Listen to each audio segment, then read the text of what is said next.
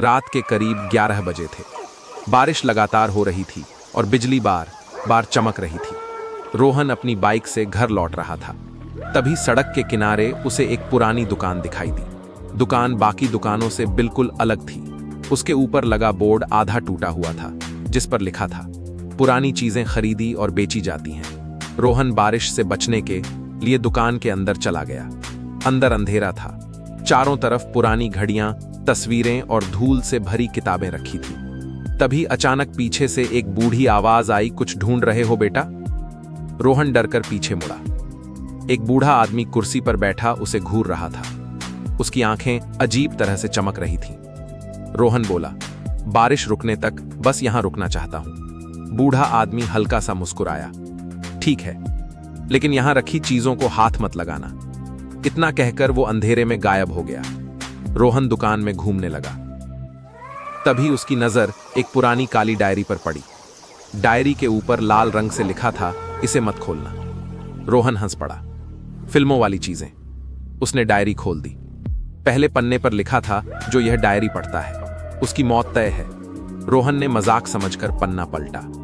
अगले पन्ने पर उसकी ही तस्वीर बनी हुई थी। वही कपड़े, वही चेहरा। यह देखकर उसके हाथ कांपने लगे। ये कैसे हो सकता है?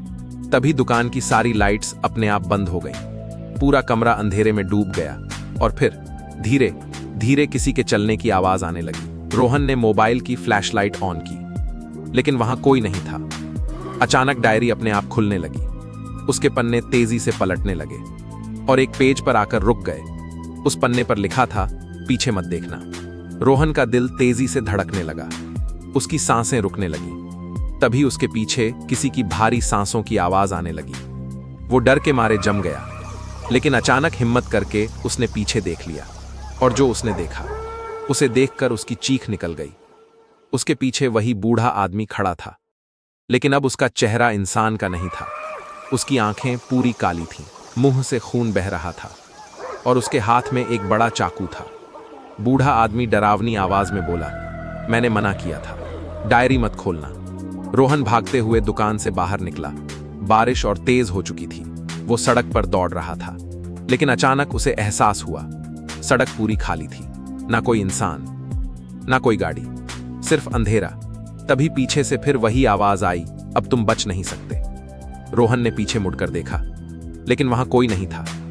अचानक उसकी नजर अपने हाथ पर गई। उसके हाथ पर खून से लिखा था, अगला पन्ना खोलो। कांपते हुए उसने डायरी खोली और इस बार जो तस्वीर थी, उसे देखकर उसकी चीख निकल गई। उस तस्वीर में रोहन जमीन पर मरा पड़ा था और उसके पीछे वही बूढ़ा आदमी खड़ा मुस्कुरा रहा था।